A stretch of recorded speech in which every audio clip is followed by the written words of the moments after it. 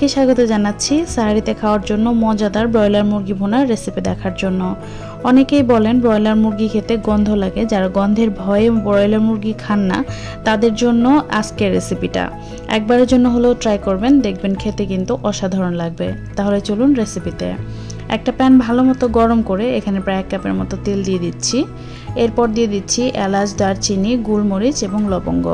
মশলাগুলো একটু ফুটে আসলে এর মধ্যে দিয়ে দিচ্ছি 1/2 কাপ পরিমাণ কুচি করা পেঁয়াজ। পেঁয়াজগুলোকে খুব ভালো মতো ভেজে নিতে হবে, তবে চুলার আঁচটা একেবারে বাড়িয়ে দিয়ে ভাজবেন না, একটু সময় নিয়ে বেরেস্তার মতো করে ভেজে নিতে হবে। আমি এখানে লবণ দিয়ে দিচ্ছি যাতে পেঁয়াজগুলো খুব দ্রুত ফ্রাই হয়। পেঁয়াজগুলো বাদামি রং হয়ে এসেছে। এখন এখানে আমি কিউব করে কাটা 1/2 কাপ পরিমাণ পাকা টমেটো দিয়ে দিচ্ছি। চাইলে আপনারা এখানে টমেটোর পিউরিটাও ব্যবহার করতে পারেন। টমেটোটাকে হালকা একটু ভেজে নিয়েছি। এরপর দিয়ে দিচ্ছি এখানে আদা বাটা।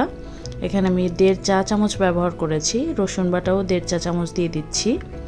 আদা রসুনটাকে এখন পেঁয়াজের সাথে ভালো করে একটু ভেজে নিব, এতে করে আদা রসুনের ঝাঁঝালো গন্ধটা চলে যাবে। এরপর এখানে আমি মুরগির মাংস দিয়ে দিচ্ছি।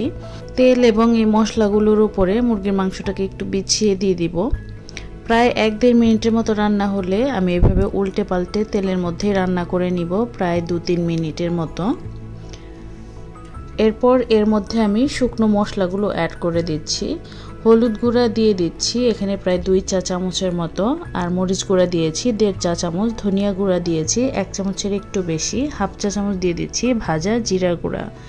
এখন আমি সব কিছুকে একত্রে খুব ভালোভাবে মিশিয়ে নিব আর রান্না করে নিব ঘড়ি ধরে প্রায় 2 থেকে 3 মিনিটের মতো। এরপর চুলার আঁচটাকে একদম লো করে দিয়ে ঢেকে রান্না করে নিব ঘড়ি ধরে প্রায় 15 মিনিটের মতো। 15 মিনিট পর ঢাকনা তুলছি। মাংস থেকে কিন্তু বেশ খানিকটা পানি বের হয়েছে। এরপর একটা মশলার পেস্ট ব্যবহার করছি। এখানে আমি এলাচ, দারচিনি এবং জিরা সম পরিমাণে নিয়ে পেস্ট করে সেখান থেকে 1 চা চামচ পরিমাণ দিয়ে দিচ্ছি। মাংসের সাথে ভালো মতো মশলাটাকে মিশিয়ে নিচ্ছি, আর মাংসগুলোকেও একটু উল্টে পাল্টে দিতে হবে যাতে করে উভয় পাশেই সমানভাবে সেদ্ধ হয়। এখন আমি চুলার আঁচটাকে একদম লোতে রেখে ঢেকে রান্না করে নেব আরও 5 মিনিটের মতো। 5 মিনিট পর ঢাকনা তুলছি। এর মধ্যে দিয়ে দিচ্ছি টক দই, এখানে 1.5 টেবিল চামচ পরিমাণ আছে। এরপর দিয়ে দিব পেঁয়াজগুলোকে আমি 4 টুকরো করে এভাবে পেঁয়াজের পাপড়িগুলোকে খুলে নিয়েছি। আপনি চাইলে এখানে কুচি করা পেঁয়াজটাও দিতে পারেন, তবে আমার কাছে এভাবেই ভালো লাগে। এখন টক দই আর পেঁয়াজ মাংসের সাথে খুব ভালোভাবে মিশিয়ে দিচ্ছি। মেশানো হয়ে গেলে ঢেকে রান্না করে নিব প্রায় 3-4 মিনিটের মতো। পেঁয়াজগুলো সেদ্ধ হতে যতটুকু সময় লাগবে ঠিক ততটুকুই রাখতে হবে, আর পেঁয়াজ সেদ্ধ হতে কিন্তু খুব বেশি সময় লাগে না। দেখেন এখানে পেঁয়াজগুলো কিন্তু সেদ্ধ হয়ে গিয়েছে।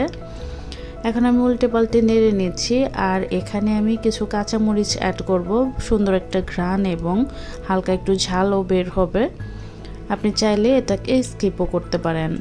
আমার রান্নাটা হয়ে গিয়েছে। এই মাংসটা আপনি ভাত, পরোটা, রুটি, খিচুড়ি, পোলাও যে কোনো কিছুর সাথেই সার্ভ করতে পারবেন, খেতে কিন্তু অসাধারণ লাগে। আশা করছি সবার কাছে এই রেসিপিটি খুব সহজ এবং ভালো লেগেছে। বাসায় অবশ্যই ট্রাই করবেন, আর কেমন হয় কমেন্টে জানাতে কিন্তু ভুলবেন না। সবাই ভালো থাকবেন, আমাদের জন্য দোয়া করবেন। আজকের মতো এখানেই বিদায় নিচ্ছি।